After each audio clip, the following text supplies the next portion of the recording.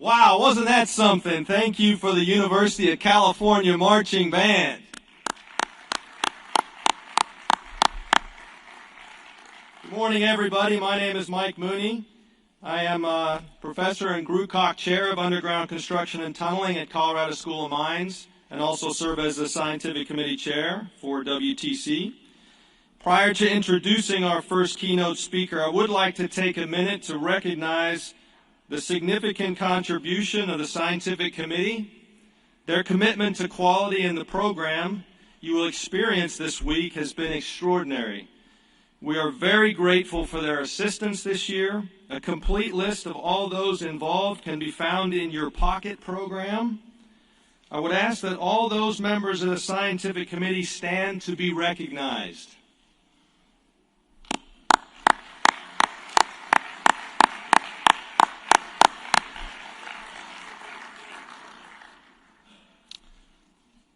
Thank you. And now it is my pleasure to introduce Bruce Grewcock. His keynote is titled Time to Dig In, A New Vision for Tunneling. Bruce serves as the Chairman and Chief Executive Officer of Kiewit Corporation. He began his career with Utah International's coal operation in New Mexico. In 1982, he joined Kiewit as Chief Engineer at Black Butte Mine. Bruce is a founding member of the Construction Industry Ethics and Compliance Initiative. He has been honored by two of the premier heavy construction professional groups in the U.S., the Beavers and the Moles. Bruce is a 1976 graduate of Colorado School of Mines and also attended Stanford's Graduate School of Business Executive Program in 1989. I add that Bruce is a very strong advocate for tunneling education. His passion and generosity, particularly at Colorado School of Mines, is extraordinary. In just a few years, Bruce's impact has reached hundreds of students, creating a pathway to this wonderful industry for dozens of engineers working across dozens of companies, both in the U.S. and internationally. And Bruce has done this with a request for little fanfare, so I apologize for some fanfare. So please join me in welcoming our first keynote speaker, Bruce Grewcock.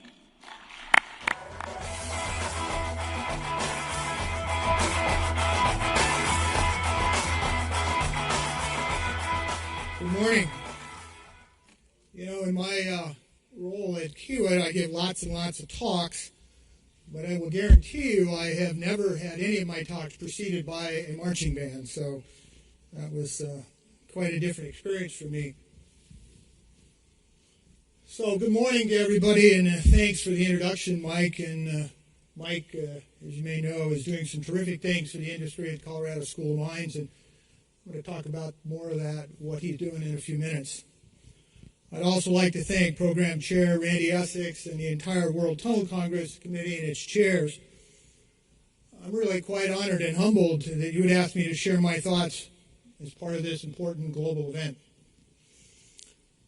Now, my talk this morning will be decidedly non-technical. I hope that doesn't disappoint anybody. And my thoughts that I will be sharing with you will reflect my 34 years at Kiewit. Now, we are almost exclusively a North American contractor, and I understand and know that we have a very international audience here today. So please view my remarks in the context of being a North American contractor, but I believe they have some relevance across the globe. It's my belief when it comes to our industry's reputation and the public's understanding of what we do, the construction industry, as a whole, we have a lousy image. These misconceptions might be that we don't care about the safety of our workers, or that we are just merely change order artists, or that we routinely flaunt government rules and regulations around environmental and labor and disadvantaged business enterprise laws. Now, we all know that that perception is unwarranted. But our industry, though, unfortunately, from time to time, has had individuals or companies do some bad things. We're not perfect. But sometimes this perception is just a byproduct of situations beyond our control. Unfortunately, it doesn't come from one solitary source, nor does it have a solitary solution. It's as complicated as the work we're often asked to perform. As you just heard, the title of this talk is Time to Dig In, a New Vision for Tunneling. Now, there are two ways that you can interpret that phrase, dig in. Now, for those of you who have served in the military, it can suggest hunkering down for the long haul. Well, that's not the kind of digging in that I want to talk about today. When I say dig in, I mean it's time to forge ahead through all of the challenges that lead to this perception problem, the negative views of the construction industry. It's a perception of huge cost overruns, late projects, shoddy quality, disregard for workplace safety, and public inconveniences. Every one of you has likely heard the complaints, the assumptions, and the accusations. So I'm sure here this morning, the last thing you want to do is rehash them while sitting in a room full of your peers. But I'm going to tell you a story that is the epitome of why it's important for us to reflect on these things. Boston, Massachusetts, one of the oldest cities in the United States, had a lot of catching up to do in respect to infrastructure after the invention of the automobile. In 1959, the city tried to resolve its traffic problems with a raised expressway called the Central Artery. And by the time the 80s rolled around, they were dealing with constant gridlock and stifled real estate development near the expressway. The artery split the city in half, isolating Boston's north end and its waterfront neighborhoods. It was an uphill battle for years, but eventually Boston got the funding in 1991, and it broke ground on one of the United States' largest civil engineering programs ever, the so-called Big Dig. Now, I'm sure many of you have heard of it. Some of you may have worked on it, as did Kiewit. Boston's Big Dig was more than a mega project. Some have suggested that it was the civil engineering equivalent of putting a man on the moon. The Big Dig called for an immersed tube beneath Boston Harbor, connecting the city to the airport. The tunnel continued into South Boston under the site of the Boston Tea Party and then connected to Interstate 90. It also replaced the old Central Artery with a massive underground expressway through downtown, and the aging Charles River Bridge was replaced with the widest cable-stayed bridge in the world. It was a phenomenal feat of engineering and construction. And if you were to put Boston of yesterday next to the Boston of today, that transformation that followed that project would absolutely astound you. It has completely changed the face and the functionality of that great city. But that's not what it's remembered for today. A quick Google search will show you that mostly people remember the Big Dig took more than 2 decades to complete. That its original budget of $2.5 billion blew up to a final cost of nearly $15 billion. There were leaks in the tunnel and a number of design flaws. All these years later, that's what people associate with the Big Dig. And sometimes it feels like we in the construction industry don't get enough credit for what we do. Even after pulling off some of the most remarkable civil construction efforts in history, that's not what history recalls. No matter the end result, the problems, the accusations, and assumptions stay with you. We deserve better. And I think we can start getting the recognition we deserve by attacking these repetitive issues that with the same kind of creative thinking we use to build some of the fabulous projects that we do. We can't lose sight of our accomplishments despite our struggles. Our work makes life easier and keeps society running more efficiently. So I'm going to talk about some of the work here today, but I intend to focus on the challenges associated with it and a couple of thoughts that I have about some proactive and perhaps innovative steps that we can and should be taking as an industry. Not only to improve our construction practices and the tunneling industry's image in particular, but to build a stronger infrastructure and relationships with all the numerous stakeholders that we have in modern American society. also to mitigate risks and to adapt to the demands and complexities of an ever-changing world. But before I dig into this new vision, I think it's important to take a step back and assess the construction industry as it stands today. And when I take a holistic look at construction work in North America, where Kiewit operates, there are a couple of important overarching observations. I apologize in advance if I state the obvious. And as I said earlier, my perspectives are limited to construction here in North America. But perhaps my observation thoughts are not relevant around the world, but quite frankly, I would be surprised if they're not. First, we just need to consider the cyclical nature of the construction business. And take, for example, construction of energy-related facilities, for example. Only 2 years ago, oil was $100 a barrel. And we at Kiewit and those in the industry that built things for the oil companies were talking about all of the new opportunities that this would bring. Numerous clients of ours were coming to us to build LNG export facilities because the United States was awash in natural gas due to exploiting shale gas reserves. 2 years later, the landscape looks a lot different now, doesn't it?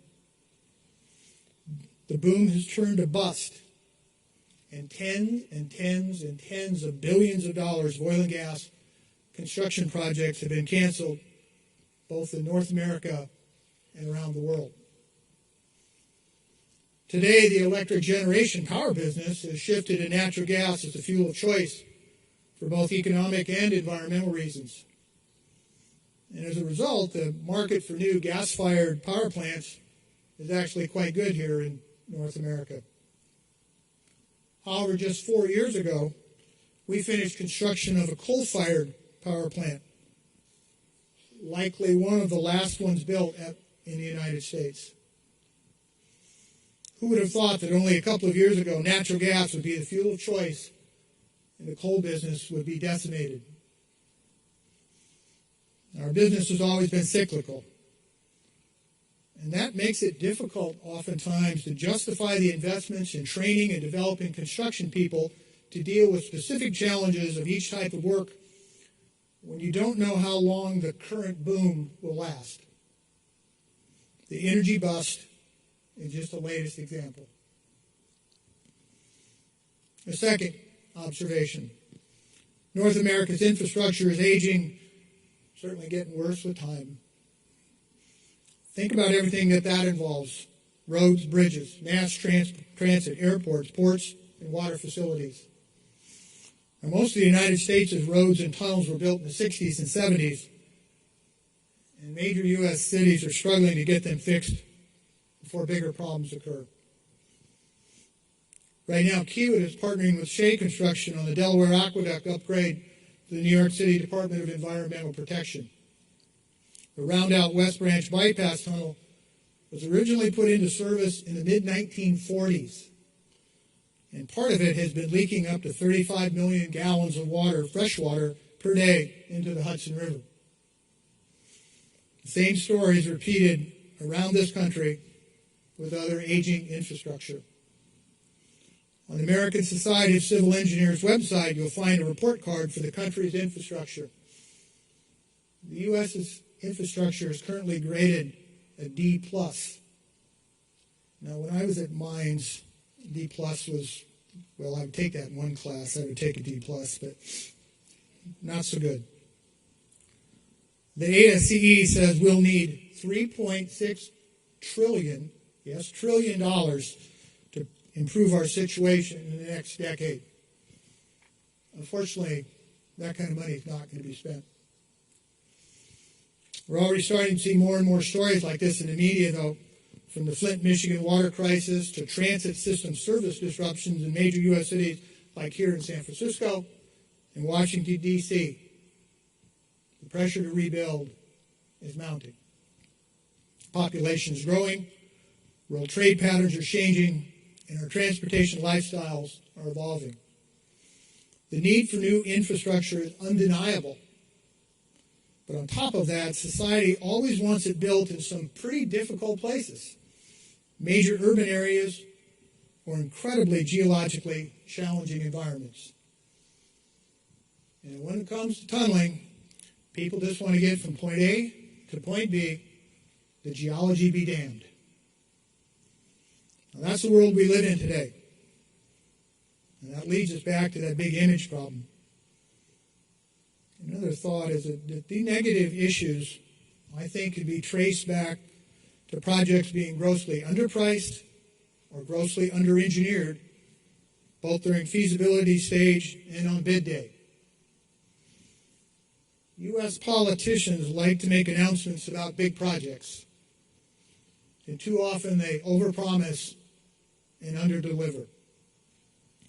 Projects can be troubled for a myriad of other reasons, like utilities not identified or relocated in time, permits not issued in a timely fashion, and of course, unknown geology.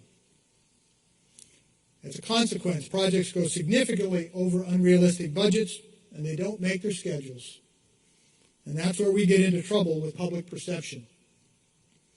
Citizens, the media, and even some politicians paint the industry with a broad brush, and in my view, ranking it anywhere from just okay to extremely poor. And when I talk about the industry, the construction industry, I mean everyone has taken a hit to their credibility. Everyone from owners to general contractors, design engineers, suppliers, subcontractors, and yes, the politicians themselves. The public may assume that this is an unsafe industry and that too many people get hurt on the job.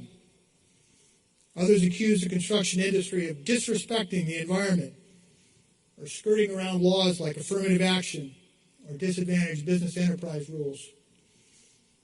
And in the U.S., as much as there was a single $20 million fine levied against a construction company for failing to follow DPE regulations.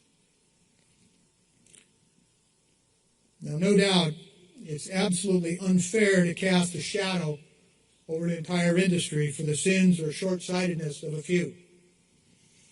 But if we're going to be honest with ourselves, we have to recognize when criticism is warranted, and sometimes it is warranted.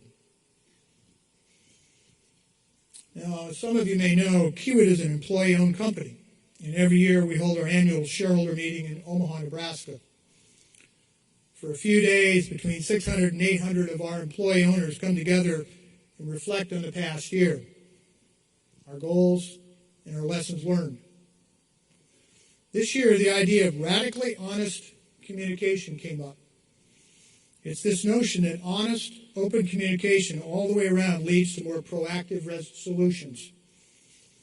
And I'd like to invite all of you to incorporate that concept into your thoughts and conversations, maybe starting right here with my talk today. Let's set aside our egos and approach this image problem from a place of problem solving. And that means we're going to have to talk about some real life examples. Let me back up and talk about the energy industry again. Canada is the world's 5th largest active oil producer and has roughly 170 billion barrels of proven oil reserves, mostly in Alberta's oil sands.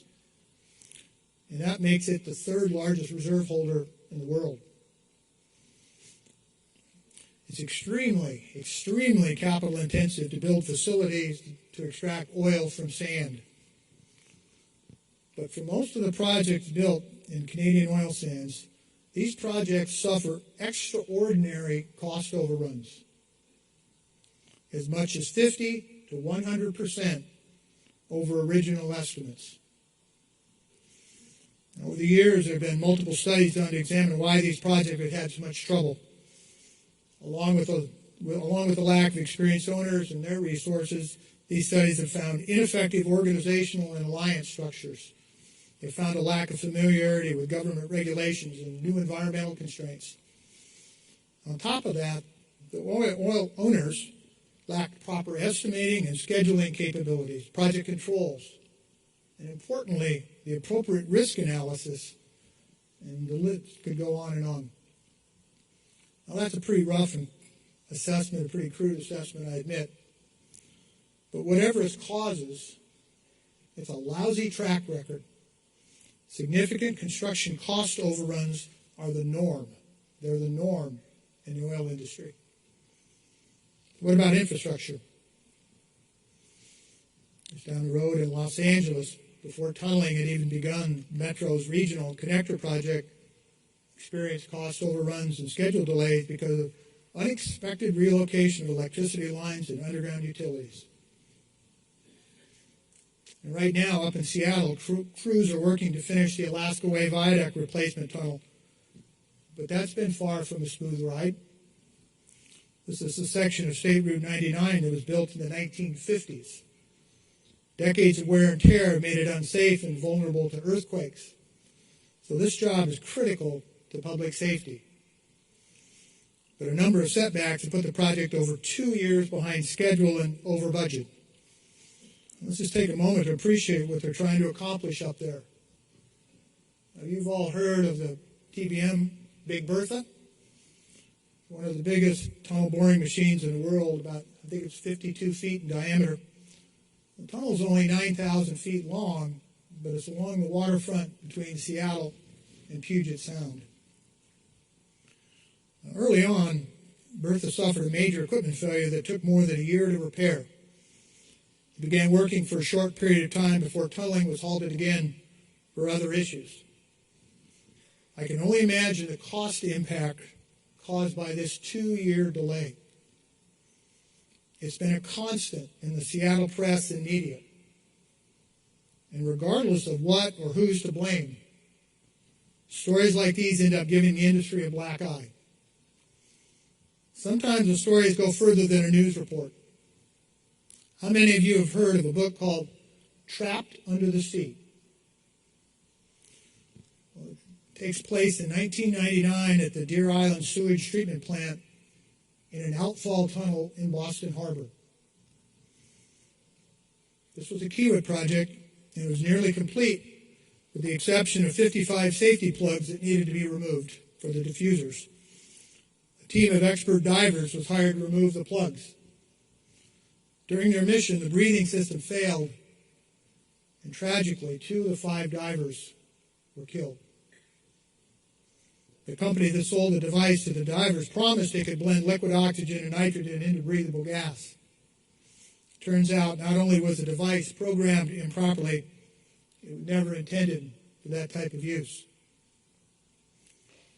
Now, beneath the title of the book, Under the Sea, the subtext reads, "One engineering marvel, an engineering marvel, 5 men, and a disaster 10 miles into darkness." How do you think that translates to the public? Aside from the heartbreaking deaths of 2 workers, what was the damage done to Kiewit's reputation, or the client's and the design engineer reputations that arose from this tragedy? Stories like this just reinforce negative perceptions about our industry. One last tunneling project I want to talk about.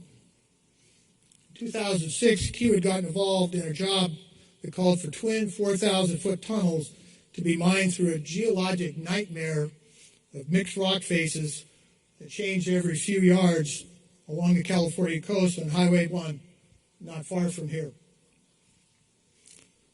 The area was called Devil's Slide. Devil's Slide. That name doesn't exactly inspire a lot of confidence. The Devil's Slide project was a technically challenging solution to a long, treacherous history of rock slides along Highway 1. The rock slides continually impacted and have even shut the critical stretch of highway down over the years. So long before the project started, though, it was controversial with the public, everything from environmental issues to traffic concerns, let alone cost issues. It was a demanding, complex job that resulted in significantly more time and money than expected, due primarily to an incomplete knowledge of the ever-changing rock faces. Now, we ultimately persevered, but I wonder would the outcome have been better if the owner had taken a different approach. Now, whether you've worked on any of these projects or not, the challenges I've mentioned are likely familiar to you. And most of us would consider each of them a success. Success defined as pride in completing a challenging project, even if the financial results are oftentimes not a success. The financial results are oftentimes not a success. But they've all been haunted by missteps, unforeseen circumstances, and the resulting poor public opinion. If only there was a way to turn hindsight into a new vision for the tunneling industry. I think it's our job to figure out how to do that. Our industry can and must do better. So what should we do? What should we do? Well, let me first talk about what I think we shouldn't do. We shouldn't get lawyers to write more language that pushes risk onto contractors. And I'm talking about all types of risk, whether they be geologic risk, permitting risk, utility risk, et cetera, et cetera, et cetera. In fact, too often there's little or no effort to identify risks up front. And even if it is identified, it becomes a bit of legal wrangling and figuring out how you really push it off to somebody else. So all we've really been doing is merely reassigning the risk instead of mitigating or eliminating the risk. We don't need more lawyers writing longer contracts. Now, I think there are some things we can do to improve project results improve project results from both the contractor and the owner's perspectives. And I think, would improve our image with the public. I'm going to talk about a couple of things. First, let's look at the bid-build project delivery system. By its very nature, the adversarial contractual relationships within bid-build oftentimes do not work very well. With complex projects, particularly with complex projects, I believe they just don't work very well at all. They create distrust, tension, and finger-pointing. Nobody's actually solving the real issues. There's a lot of back and forth letter writing, and everybody just wants to lawyer up. And I believe that an objective analysis of past major projects would prove my point. This model, from either the owner's or the contractor's perspective, is seriously flawed. We need approaches that properly identify, mitigate, and eliminate risk. And if it can't be eliminated, we need to assign it to the right people to handle it correctly. And that means getting a lot more creative and collaborative when it comes to our delivery methods. Now, Kiewit did have a good example of this approach on a tunnel project about 11 years ago now down in Portland, Oregon. Now, like a lot of cities in the United States, Portland was struggling with its combined sewer system where untreated waste and stormwater would overflow into the Willamette River whenever they had a lot of rain. The solution was a combined sewer overflow program to reduce outflows by more than 95% and clean up the river and the surrounding environment. At $426 million, the 29,000-foot East Side CSO tunnel was the largest contract ever awarded by the city of Portland for anything. The city took a collaborative approach with an initial pre-construction award followed by a construction services contract. This allowed Kiewit and our partner to get involved relatively early when the design was maybe 60% complete, which, by the way, by today's standards, would be considered very late for getting early contractor involvement in projects. But at that time, over 10 years ago, it was a rare opportunity. It gave us a chance to perform design and constructability reviews and then come up with a more accurate budget and schedule. And it involved everyone, the owner, the designer, and the contractors, early in the process. It wasn't adversarial. There was no fighting about money. It was all about getting the design right. We identified and dealt with all of the risks up front. All technical, operational, and third-party issues were addressed with the right kind of expertise when it mattered most. The innovative solutions that came out of this ECI model helped the project recognize $57 million in cost savings before construction actually started. We maintained outstanding worker safety and project quality the entire time, and we finished ahead of schedule. It was a success for everyone involved. Contract models such as integrated design, bid build, and construction management risk strategies have produced the same kind of positive results for owners and contractors alike. Unfortunately, we're seeing a lot of public owners wanting us to get involved earlier using these types of contract models. It does work. And does anyone here believe that getting lawyers to write more stringent language is the answer to our problems? I certainly don't. Using these types of contract models does result in real risk identification and mitigation. A win-win for everybody. And if we do that, we can improve some of the image problems that come with all of this complicated work, not to mention the impact on our own time and money. So I suggest to you, let's start by getting our clients to think differently and to try more of these flexible, transparent, and collaborative contractual relationships. So what else can we do? Another solution is to get even further ahead of what's to come by nurturing development of people and the use of technology.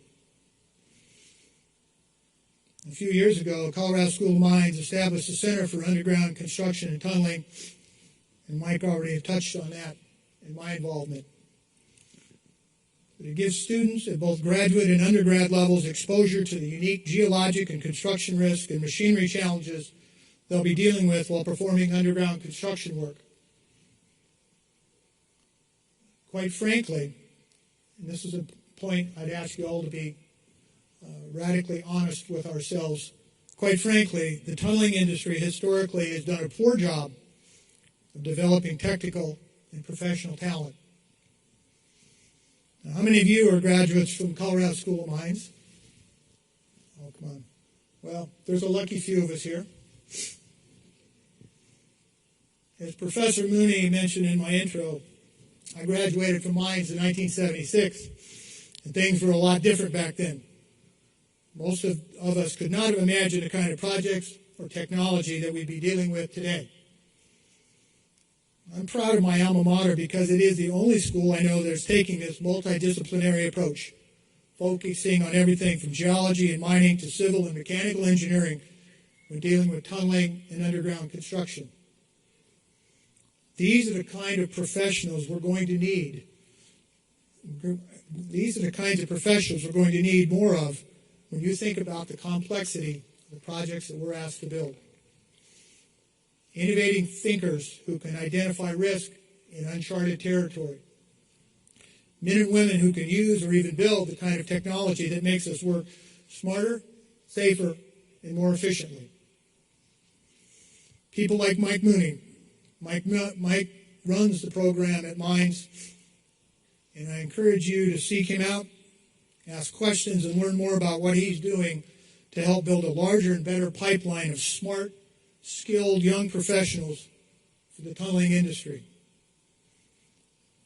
Mike's center is also placed to foster important research. Think about how much more we can do with the resources, both minds and money, dedicated to problem solving and improving technology. Every day we take on these challenging jobs in incredibly complex environments with incredibly complex machines. How much more could we be doing by thinking ahead, putting our efforts and research dollars into attracting and training top talent and developing innovative techniques? It's a smart and dare I say, critical investment, not only to the future of our industry and the work we do, but to our long-term public image and, quite frankly, our own best self-interest. It's certainly an investment that Kiewit believes in. We're sending 2 of our high-potential engineers through Mind's Master's program beginning this fall. About 7 years or so ago, Kiewit took a hard look at how we were organized versus our clients' needs. We said to ourselves, being just a tad bit arrogant, I suppose, you know what, I wish the marketplace would organize itself like we're organized, which at that time was primarily geographical. Well, that wasn't working out for us so well sometimes. It wasn't working out for our clients or for the work that they were asking us to do. So we reorganized ourselves.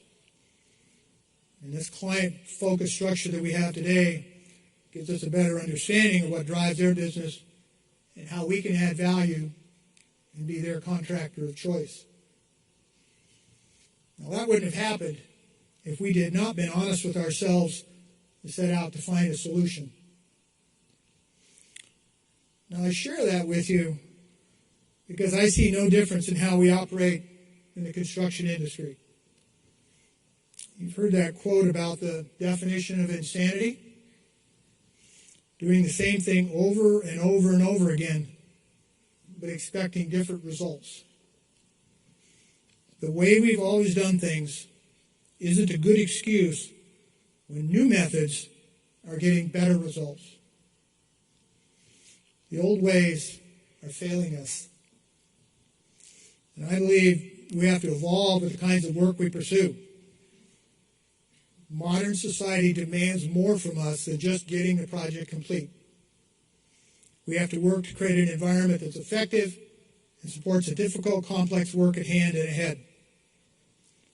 After all, coming up with creative solutions is what we do best. Because we certainly can't change our past.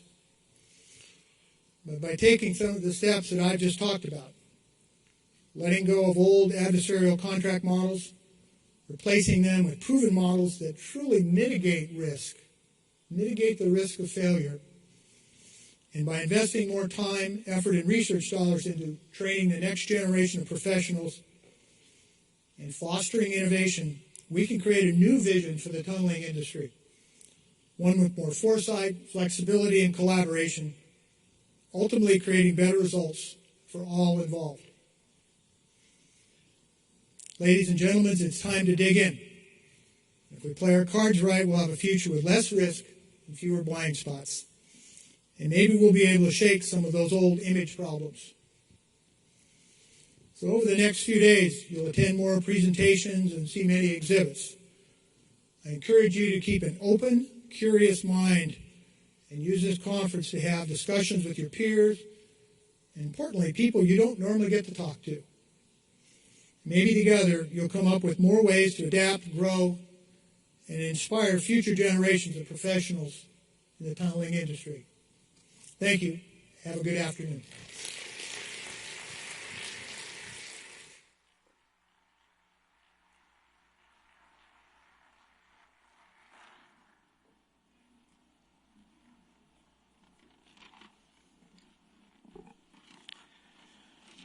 It's remarkable that the sinew between two speakers who haven't communicated on what they're going to be talking about.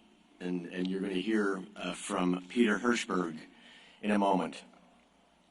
Peter Hirshberg has spent a career helping Silicon Valley companies define themselves and their technology to become meaningful to the public. He is known for taking that which is new and not yet understood and making it familiar. During a 9-year tenure at Apple, he helped popularize the personal computer and helped introduce computer communication to the public before the internet was developed.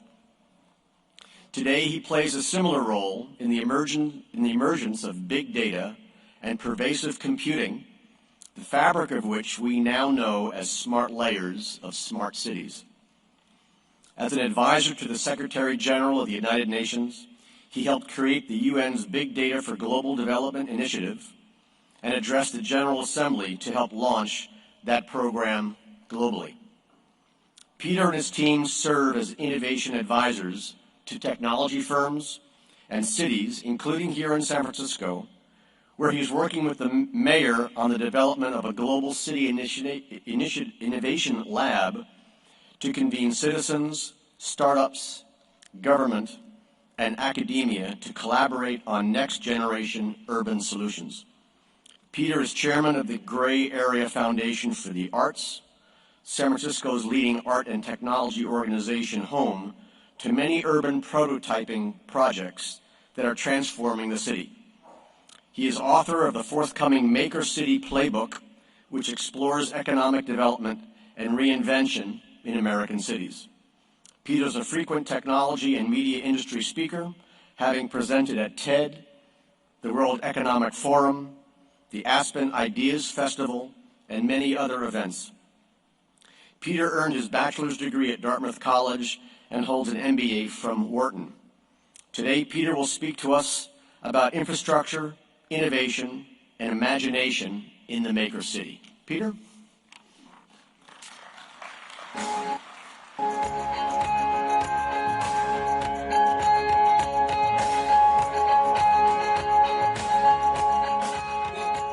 Thank you very much. It's great to be here. And also, Michael, earlier today, thank you so much for reminding us that San Francisco is the world's favorite city. We are thrilled to have you here because your work is so core to the innovation that moves cities forward, the infrastructure that really makes possible the fundamental growth story of this era, which is rapid urbanization and the incredible value that that unleashes. Today, I want to share with you some insights from the innovation frontier in Silicon Valley and how the same forces that are driving tech innovation are really impacting the economy broadly and changing how urban planning gets done and creating a more open, collaborative process. Now, this world of open innovation that we'll talk about, I think, can serve as an invitation for more will and more ideas of what's possible in unleashing the value of underground space. And I believe it can create new partners and allies between your industry and the tech world that is trying to bring about so much change. You know, central for building will for great projects is great storytelling, making the public or politicians or the person paying for the bond understand the possibilities of a project. And this bears a great kinship with tech marketing, getting customers to see a future that you can almost taste, but perhaps they're not following yet. And that's part of what I'd like to share with you today. And this is an especially apt time because so much of what's new in enterprise formation is forming in cities. And city dwellers are becoming experts in why we need more subways, transit tunnels, or infrastructure for resilience. You know, this whole bit about growth in cities is such a recent phenomenon. When I came out to Silicon Valley and went to work for Apple 30 years ago, it was clear Silicon Valley was in the suburbs. Apple and HP and Intel were 40 miles south of here. But today, it's almost impossible to fund a startup that isn't in San Francisco or Oakland. Teams want to live in cities. Venture capitalists have moved here. Apple and Google every day, along with Facebook and others, send about 10,000 workers from San Francisco to the Valley, a complete reversal of our patterns. 30 years ago, San Francisco was in danger of becoming like Venice, a formerly great commercial entrepot that was mostly about tourism. As recently as 5 years ago, when people came to town, they wanted to hear from the mayor about tourism and sourdough. Today, it's about innovation. What's interesting is, as recently as 1995, it was predicted that the internet would make cities obsolete. George Gilder, who wrote Telecosm, wrote in that year, "We are headed for the death of cities because of the continued growth of personal computing and distributed organizational advances. Cities might just be leftover baggage from another era." Oops. You know, he got the technology right, but what it meant for how humans organize and how they're productive, he got completely wrong. What happened? Well, it turns out density drives innovation. More people in tighter spaces equal more good ideas. And this is true in everywhere from Kibera, where people stream in, to what looks like the world's largest slum but is a wealth creator, to places like San Francisco. There's even a theory for this. It's called loose ties in social networking. It's the number of people you're exposed to that may not be good friends, but you bounce off ideas, collaborate, and create opportunity. And what has happened is as density drove innovation, and as the internet and cloud computing came in, the capital cost to start a business came down. Suddenly, it was faster to do things, and you could set up shop in a city, and the cloud could handle a lot of your capabilities. So this reduced the cost. It opened up innovation. Suddenly, companies realized you could speed things up not with their own private corporate campus, but in dense cities. Research that used to happen in closed silos happened collaboratively. And this now creates a great dialogue and curiosity between large companies and startups, but across disciplines. The innovation that you are pioneering in the underground world is needed by people who are making tech advances to understand what's possible. Silicon Valley, as it starts looking at these city-based issues, really cares a lot. What this really does is creates an unprecedented imperative for underground innovation. In San Francisco, we're actually a little bit behind. We figure about $20 billion behind when it comes to infrastructure, given how quickly we've grown. Here's an example. BART, our subway, was built 59 years ago. It today carries 420,000 passengers a day. That's up 100,000 in the last 5 years. 30% growth in 5 years is a crisis for mass transit, and it demands great innovation, both in terms of last-mile solutions, but also a will to go build something.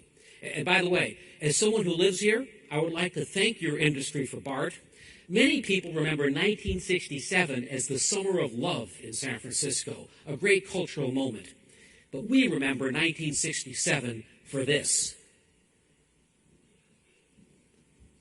February 23rd, 1967, 11 p.m. Word goes out, tunnel will hold through sometime during the graveyard shift. 2:30 a.m. During a pause, speculation on part of the miners as to who will win the $300 pool predicting exact minute of breakthrough. 60 men, $5 apiece. Both crews moved sharply to shore up ceiling, and then, after 446 days of working opposite each other, exchanged places in their own type of ceremony. That was the opening of the tunnel from Berkeley for BART, coming a year after the great undersea, the Transbay tube, of which we hope to build another one now. This is an industry that creates great value that is often unseen value. So it becomes a matter of how is that communicated. And there's an interesting dilemma with infrastructure. This is an industry that really operates in two time frames. The hyper-accelerated world of now, of growing cities, of the subway station that has to open in 2 months, but also the long now. The fact that your work, perhaps uniquely among enterprises, sets a path that will last hundreds or thousands of years. You are perhaps doing the most permanent work on Earth, next to building cities themselves, and often the most expensive. This has actually become a great area of discussion here in Silicon Valley because we realize we build innovation quickly, but how do we think about the long term? And there's an organization here called the Long Now that literally thinks about the thousands of years time frames. And we had a convening last fall to talk about infrastructure. The great author James Fallows spoke to us and talked about the fact that infrastructure often looks unattractive to investors because the benefits are uncertain, are delayed, and often go to others, the public in a future generation. So the act of building infrastructure can be highly disruptive to the present. Now, the miracle is, in the United States, it often gets done because there's an emergency like World War II or depression or climate change, or a great story, Manifest Destiny or the space race. And it's really building a great story today that can propel cities forwards. And by neglecting the long view, we often overimagine the problems with projects and underimagine the benefits. That's the reason that vision and storytelling is so important. And there's a real kinship here to tech companies. If you asked people a generation ago why they might need a computer, you get a blank stare. For what? To computerize what? I remember when I was first joining Apple, it was you could tell, because I would explain to my mother what she would need to computerize, and it would be a blank stare. Then I explained to her we were working on data communications before the internet. And it takes a while for people to understand something until the problem is solved. Think of Uber. When Uber came out, it was thought of as a disruption to the taxi industry and a policy invader.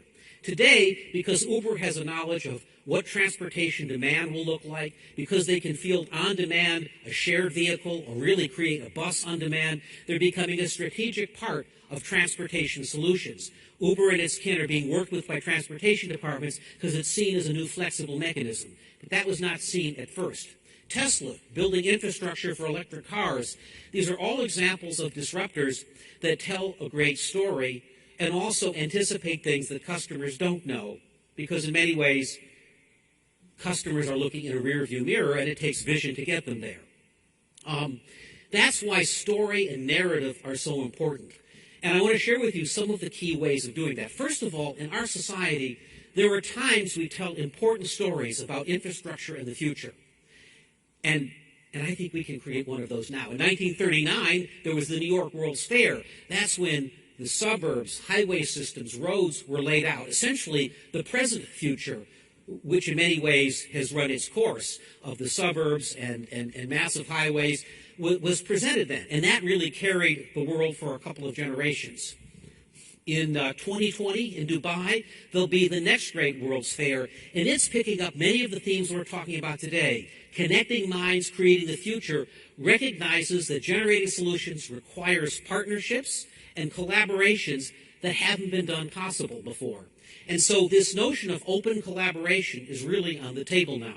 Walt Disney, the great storyteller, in the middle of the space race, was constantly making films and reminding America what our goal was and what we were up to, rendering visible and creating excitement. When it comes to storytelling, there are really 5 key things. It's so important to have a narrative, which is, where will this take us? What will Boston be like after a big dig? The story of Seattle today. In San Francisco, we're very eager to tell stories of what this place would look like if we could get around better. Visualization is important. Not just literal project visualization, but visualizing economically what the city might look like next. Emotion, connecting emotionally on projects is important, and I'll show you some examples later that combine art and infrastructure to do that. Engagement. In today's world of social media and also of open innovation, it's possible to give the audience and engineering students and a whole group of people a role, something to do that makes them part of a project and builds will. And finally, together, that creates a shared vision. Well, certainly, this is an industry that unleashes value. And I'd like to kind of go through some of the ways that this builds up to such a terrific story. So one thing that's for sure, at a time of great growth and climate change, this is an industry that really addresses resilience, and it puts on the table completely innovative solutions. A great example is the Smart Tunnel in Kuala Lumpur, which really defined the idea of dual use, a road and a flood relief tunnel. And that project has sparked the imagination. During heavy rain, downtown Kuala Lumpur becomes Lake Kuala Lumpur. A daring construction project will try to bring the mighty floods under control. Massive floodgates across 3 rivers. 6 kilometers of canals. Giant storage ponds. And a state-of-the-art stormwater tunnel that doubles as an underground highway. But when a major flood threatens, the road will be evacuated, and the entire tunnel opened up to flood water. Gus Klados, aka the Mole, is brought in to manage the tunnel project. Normal people do a tunnel and then disappear and do something else, something more clever. Only the crazy ones stay in the business. By the way, I want to acknowledge Gus for acknowledging the crazy ones. That's an important part of our lore here in Silicon Valley. When Steve Jobs came back to Apple, the first ad he ran was something called Think Different. And it was all about here's to the crazy ones, talking about great artists, whether it was Martha Graham or Picasso, people who thought outside the box. And this is an industry that does that. This project, the United Nations looked at this and said it was a poster child for innovative financing, and it won a project, won an award.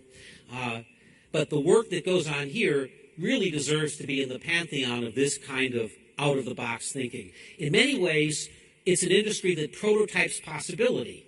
And of course, when something is done that hasn't been possible before, it ignites the world and becomes part of a greater story.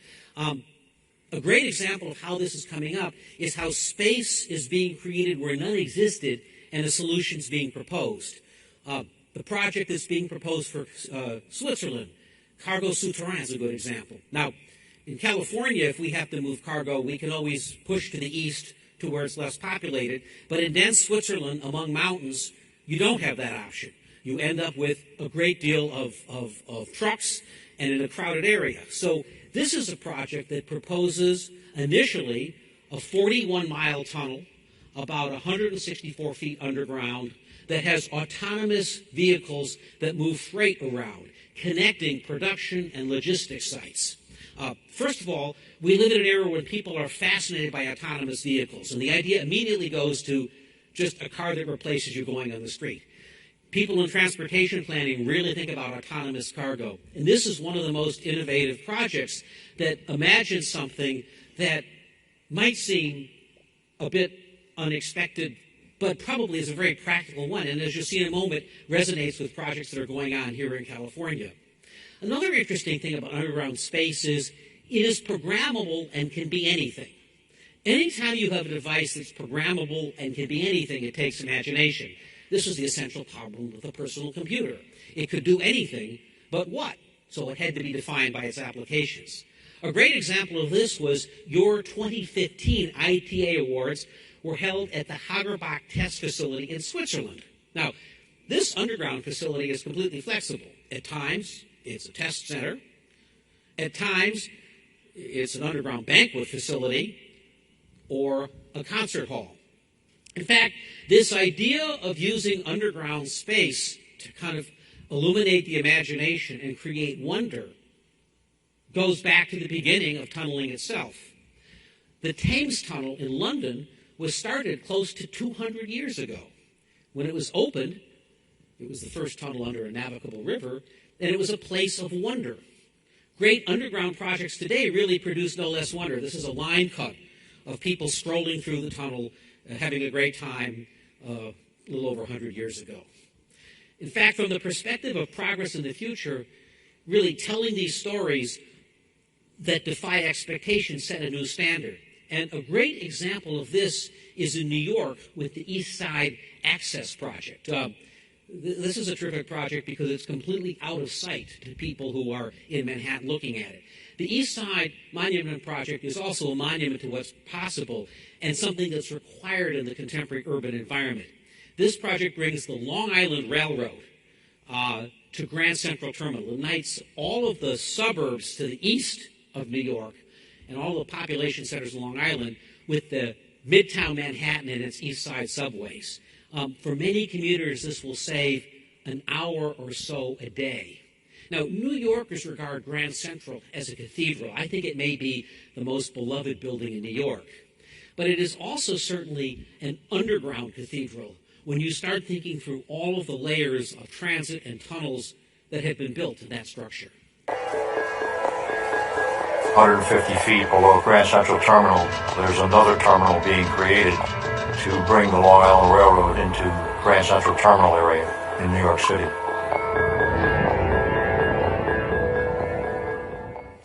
So, 14 stories down, below the city, below the subways, below the Metro-North Commuter Railroad, and below the existing underground city, are 4 platforms, 8 tracks, and 300,000 square feet of retail concourse taking place. And all of this is going on without disturbing the surface streets of Manhattan. All of the dirt and muck are going out through the same track that is being built coming in underground. It takes place out of the guise of busy Manhattan. And in a city traumatized by 9/11, all of the explosives come in and leave the city the same way. That's another example of really setting a new standard and being able to tell a new story about what's possible. If you've not been to New York recently, it's tough to imagine how transformative it is to have the railroad come into that space. It basically makes New York more affordable, more livable, and more competitive without building any more above-ground space, but very valuable underground space. Now, it's also possible to add enormous value to infrastructure without a capital spend. And that's what I want to talk a little bit about now. If you've ever waited for the New York subway, you know it's kind of the definition of ennui and angst in a city. You just don't know what's going to happen or when. And New York has been late to the table in providing real-time data to do that. In fact, arguably, the data about when the New York subway would show up has been the most anticipated open data set kind of in the annals of all of that. And I participated in this project. And people were waiting for years for the MTA to open that up. And then we had an event. It was an open data hackathon. So a hackathon is an event where people in 48 hours come together and create something. Let me just ask you, how many people know what a hackathon is? Excellent. I'll tell you. See, in San Francisco, we talk about this all the time. It's great to share this. It's the way we do rapid innovation. I don't necessarily recommend it for tunnels. But the idea is you come in with a problem, you bring a creative group of people around the table, a data set, you bring a software engineer, a hardware engineer, a storyteller, an artist. They go into a room and they come up with a prototype solution in about 48 hours. It may not be the final solution, but it gets something done and on the table. So meet Ernest Tomlinson. Now, he leads the New York MTA's open data efforts. He organized what was called an unconference at Google in 2010. Google has so much transit data. Transit agencies, Google, and software developers got together and said, what could we do to make all of this better? I met with him when the MTA took their first real-time data feed and wanted to figure out how might software developers work with it. So you can see, here we are all around the table. There's Ernest explaining things to us. The guy in the red shirt is a data scientist from Google who is completely interested in how to make this stuff open and available. The gentleman whose fingers are on the keyboard is actually a video game designer. He was really interested in taking this design information and making it as convivial and useful as possible. And the guy who's kneeling down and smiling is one of the top software artists and designers in New York, and he teaches transportation at NYU. Well, in 48 hours, what we came up with was a device that for the first time you could look at and would tell you when the train would arrive, which means you could be at a conference in Moscone, or in the case of New York, at a coffee shop, and leave just in time to catch the subway. That was something of a breakthrough. How do you motivate people to spend a weekend building a solution with the city without getting paid as a volunteer? Well, first of all, the city as a canvas and open data is just compelling. People love to do something. It didn't help that Mayor Bill de Blasio, New York Mayor de Blasio, came by to work with everybody. Actually, he wasn't mayor yet. He was just beginning to run. But he figured people who were spending a weekend making the city better, cross-discipline-wise, that was a good group to hang out with. Now, here's another way to incent them. After a long weekend of building services for the subway, you have to give them a treat. So I went out and had a baker make these to celebrate. Essentially, for the record, these were cupcakes for the 6 subway lines that we could now see. That would be minty green for the Lexington line and kind of cinnamon for the 1, 2, and 3 on the west side. You're probably asking, how can I see this work? Well, if you go to the iTunes store today, you can download the app appropriately called Tunnel Vision and see what's going on. So one thing you can see is real-time, where are the subways in New York? I shot a demo of that the other night to see how they were doing.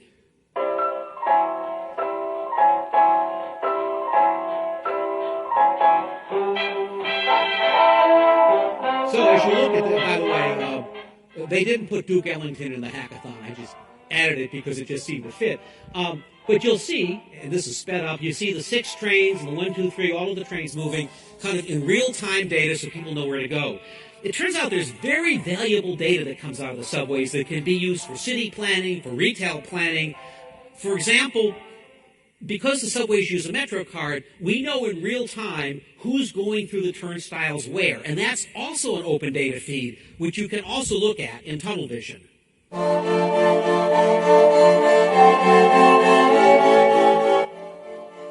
Okay, so if it's blue, those are more people going in the subway. If it's red, it's more people coming out of the subway. I showed this to a friend, and she said to me, why are people leaving Manhattan? They should be going to Manhattan. It's more interesting. Well, this was about 11 o'clock on Friday night, so it was going home time. And you can see they're kind of going into the Manhattan stations, and they're heading north and into the boroughs. So this is an example of adding value to infrastructure. And here's a project that's going on right now. New York is notorious for having lousy wireless connections in the subway. What to do? Well, this software developer built a custom device where he took 4 iPhones hooked to 4 different carriers, put them in an attaché case, and then went through 21 subway lines, 470 stations, and 600 miles of track, and cataloged a map of where there was good signal. Now, if you're a New Yorker, this is a very precious thing. People stand around outside making phone calls. They want to know where there's signal. This is also a form of oversight. Now the wireless carriers have to compete better because the word is out. And the government has data with which to manage this kind of thing. So this cycle between outside innovators, government, and infrastructure becomes potent. This is what it looks like. There is a map of one of the subway lines, and you can see how good the quality is. As you're walking around in the subway, you can download this, and it will tell you when you'll get your next signal. Now, let's talk a little about the West Coast.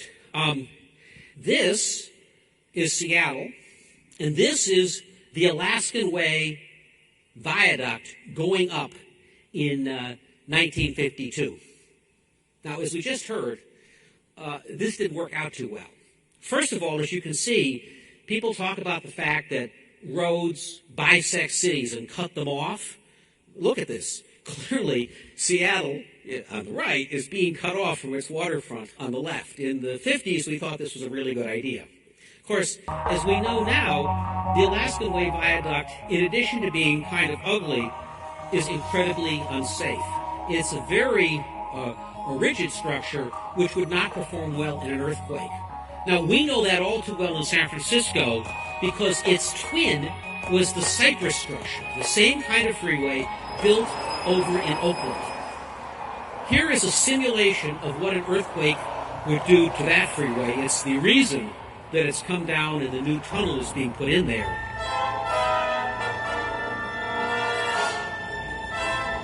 Now, you may look at this and go, Pete, that's an awfully dramatic simulation. But as we'll see in a moment, this is actually what happened in Oakland during our 1989 earthquake.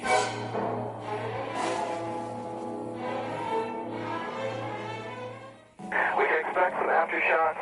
We've already had some aftershocks. How is it all emergency? Cypress section of the West Grand Freeway has come down. The Cypress structure has collapsed. We have 238. We have a major injury accident, Cypress and West Grand. They're advising major injuries. We're attempting to get 1141. We have a 50 section, which is collapsed. So, in 1989, in the Loma Prieta earthquake, literally the freeway pancaked. And when it was taken out, Oakland started really developing and becoming far more interesting. In Seattle, when the similar structure comes out, as Randall keeps telling me, it's going to become the next Champs-Élysées. The value that's created by putting the road underneath and opening up the Seattle waterfront right at the time that we're reinvesting in cities and making them more valuable and appreciating them more is really unprecedented and unheralded. These are kind of imaginations of what Seattle might look like once the freeway is down. But you don't have to go very far to see what that might look like. All you need to do is step out and go from here down to our waterfront, because San Francisco had a similar freeway on our Embarcadero. Oh, by the way, before we leave Seattle, as we mentioned before, this is a project that obviously is taking a while, and as often happens with infrastructure, creates a great deal of public angst before it gets done. Today, you can check in and see it's about 1,500 of the 9,000 feet. And as was mentioned earlier, the project's kind of been subject to a delay. So it's important to keep in mind kind of what's possible and what gets to be created And the best way to visualize that literally is to see San Francisco. This was our Embarcadero freeway. It was right out here. If you were to walk down to the bay, you would see where it was. It came right up the side, bisected our city. On the left, you can see the freeway. It came down after the 89 earthquake, aided by a mayor who didn't really want it there a whole lot. And the creativity that's possible is something that's only been imagined through kind of a series of open innovation projects. Well, for example, here, that space is being used as a temporary city during the Super Bowl just a few months ago. It's likely San Francisco would not have won the Super Bowl bid had that freeway been in the way. The NFL was able to build in the space where that freeway was Super Bowl City, which attracted tens of thousands of people and became the centerpiece for this city. So if you think about what happened here, and you think about the value that Alaskan Way's tunnel will create as that viaduct comes down, it's that kind of thing. Now, at the same time that we have the whole tech industry going on in San Francisco, there's a whole revival of making things in both industrial arts and new forms of manufacturing and assembly that come together that can help define our city. So this is being driven to some extent by technology, the growth of 3D printers, computer-controlled design and milling machinery, and the accessibility of these tools are now enabling lots of people to start imagining and building things. This is actually the subject of the book that I'm working on, The Maker City. But it has a very interesting applicability to urban planning and design, to a space like the one that's being opened up in Alaska Way or here in San Francisco. A year ago, we looked at Market Street. So if you go out a block and you go north to Market Street, you'll see Market Street, our great road, which was built, which in the 1930s was a very active pedestrian road. And then between putting BART in and between being an automobile age, it's just not that active right now. We want it to be a densely active space, which makes the underground that much more valuable. How do you do that? Well, you don't make a great boulevard terrific by bringing in one designer. You want to open the process up.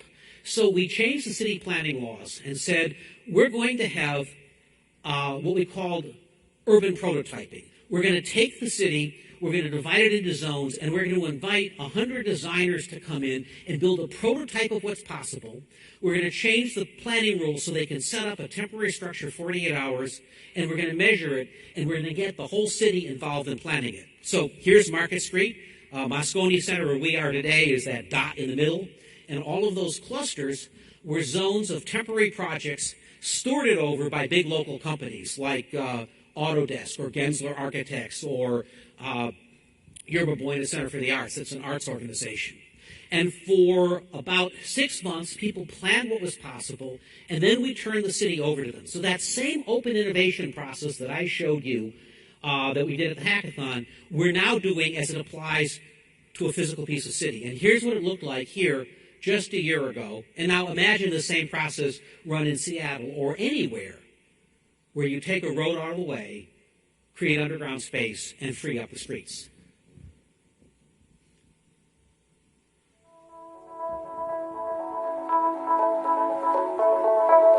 Looking for a process to actually bring that out into a public realm, and we thought our most important civic space, Market Street, would be a great place to start it. How do you actually give that sense of individual agency to the community and to the residents of San Francisco? It's not traditional public art. It's not commissioned, juried, incubated deeply. It's not thought of in a permanent or even semi-permanent way. Prototyping is something different. It's process in public space. It's experimentation. And the prototypes that we've selected, I consider all of them to be artistic. And what I'm after there is an expanded definition of what art is.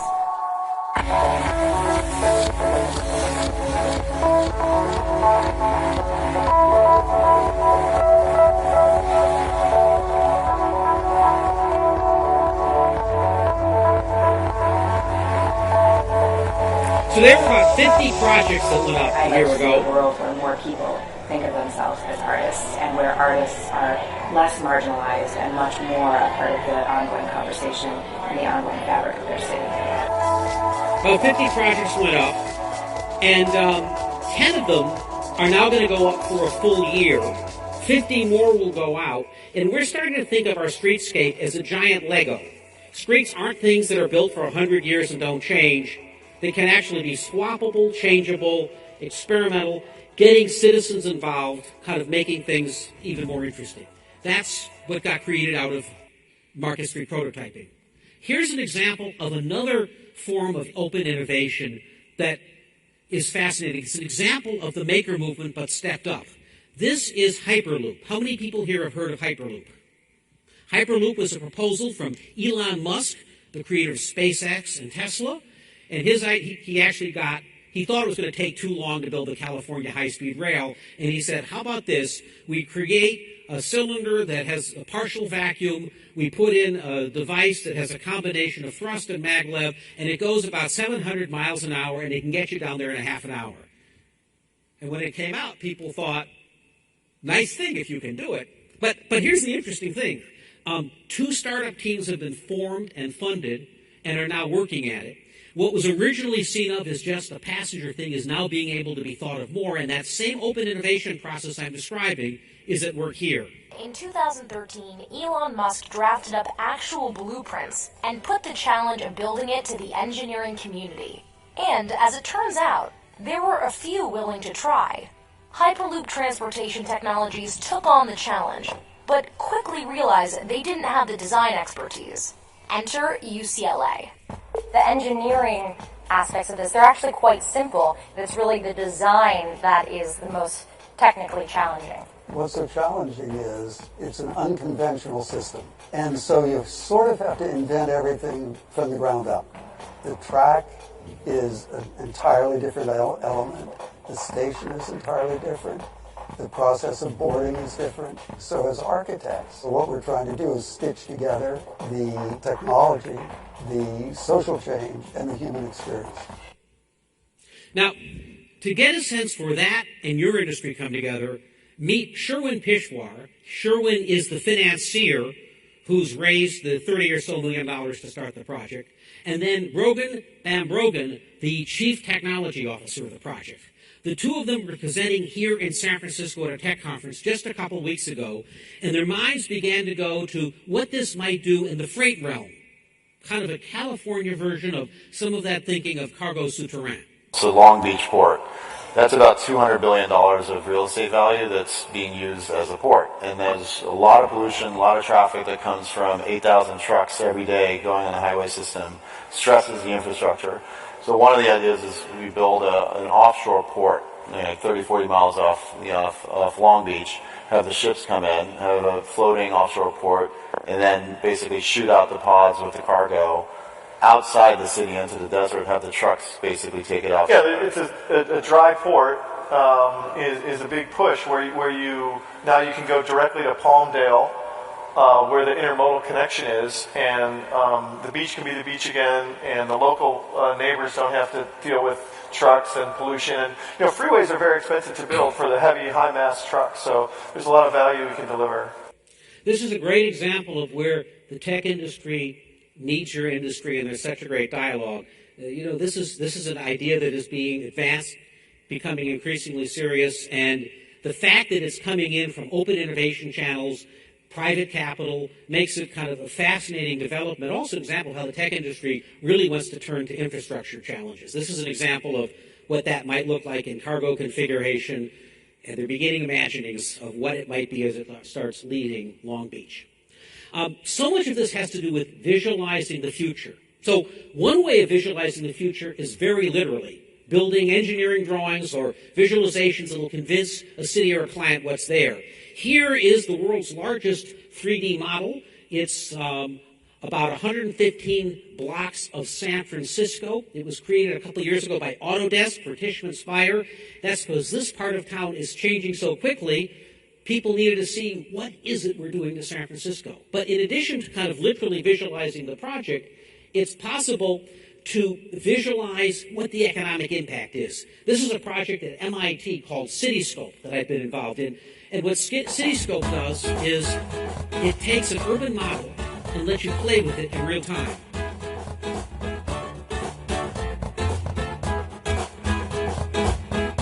so tough to get people to agree. If you can just pull the model and the assumptions into one room and have people talk about that, you have a better discussion. But what if our infrastructure, above or below the ground, could even take on an emotional direction, a source of pride and story? If innovation and art and technology met at our most soaring bridges and our deepest subway tunnels. That's the work of San Francisco arts organization Illuminate. And I want to end up today by sharing you with some ideas that celebrate infrastructure and make it a deep part of civic discourse. Ben Davis, the creator of Illuminate, is with us today, and here is a project that completely moved San Francisco.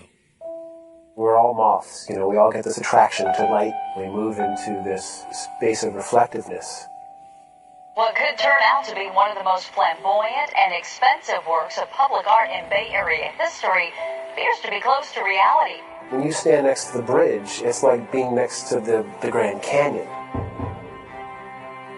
If the Bay Bridge was your canvas, what would you do on it? You just move into a space of awe and terror, and we all suddenly sit there transfixed just by the magnitude of this piece.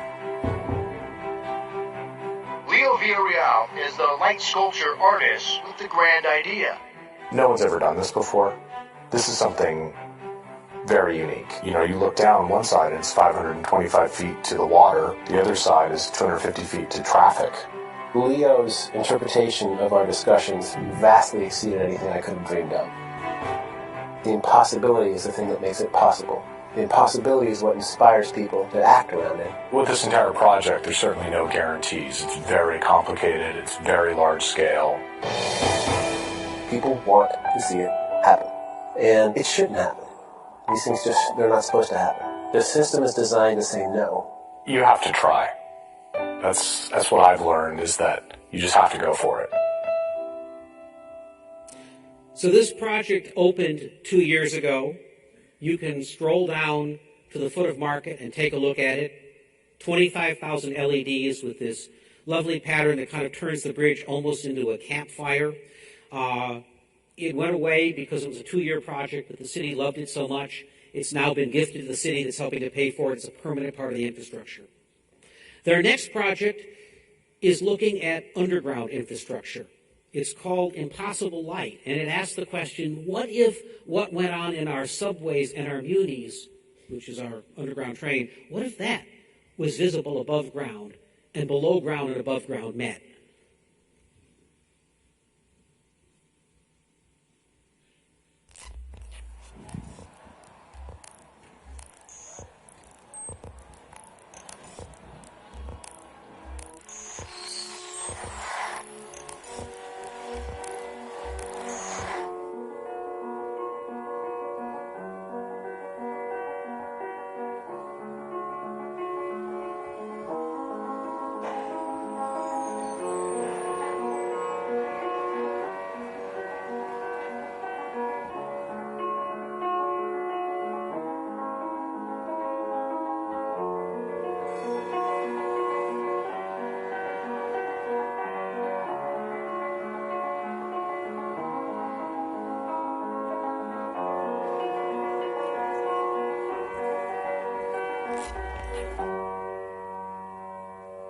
Now, when Ben told me about this a year ago, I thought that's impossible.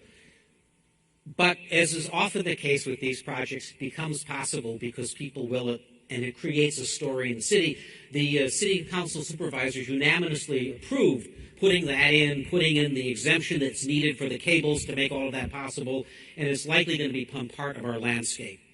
You know, today I've talked to you a lot about both the enduring stories we can tell and the role of open innovation that can bring about change, that I think can be great allies for this business as all of us are involved in the work of building great cities. There's narrative and stories between these projects, the need to visualize, but also the opportunity to build emotion even into the biggest structures and pieces of infrastructure we've built that pulls a population along. The opportunities for engagement with a broad group of people in the work of infrastructure, in the work of what's possible with underground space is greater than ever because of the open innovation, social media, tech world that we live in. And that's a way to create kind of a shared vision among people. So It is a great opportunity, and I would love to spend time with you further on all of this. And one more thing. This really takes people working together. And when we talk about open innovation, it's something that our cities and others have seen. In about 2 weeks' time, the City of San Francisco, our organization, City Innovate Foundation, and Secretary Fox, Secretary of Transportation Fox and Pritzker, will be announcing in San Francisco the Global Cities Lab. It is a convening place, not unlike that place you saw in New York where the work was being done on the MTA project, for federal transportation and federal officials, city people, private industry, and existing and startups to work together to collaborate on projects. The initial project that we're going to be working on is around autonomous vehicles, autonomous districts, last mile transportation, because it really does take a partnership to do those. We're going to look at issues of kind of data security and infrastructure. It's a project that will be here and a great place for dialogue and digging in together. I invite you all to be part of that. It'll be announced soon, and this is a great community that can join us in that great endeavor. As kids, when we grew up, we would look at the underground world and dream. Very few of us thought we'd have the fortune to grow up and be able to build tunnels or participate in all of this. But today, with open innovation, the chance of engaging the public and creating great will for these projects is greater than ever before. The very design tools that you're using are now available to students. Autodesk software available free for students. What a great way to build will and possibility for all of this. That's the reason that today I really think that innovation, infrastructure, and imagination are coming together. And it is such an honor to have you here and to also begin this great work of sharing the kind of innovation work that you're doing with the broader innovation community here as we're joined in building great, more livable cities for the very long, enduring future. Thank you very much.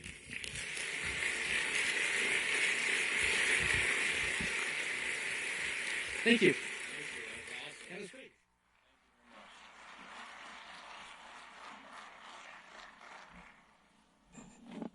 You know, I'd like to give another round of applause for Muir Wood, Dr. Kaiser, Bruce Grewcock, and Peter. Three fantastic speeches. I think, they all had a common theme when you think about it. Let's not be constrained. Let's think outside the box. And I think that goes with the theme of this conference as well, uniting the industry. So we can collaborate together. We can think about these things in different ways and make the world a better place that we live in and that we can design and build. So again, thank you very much.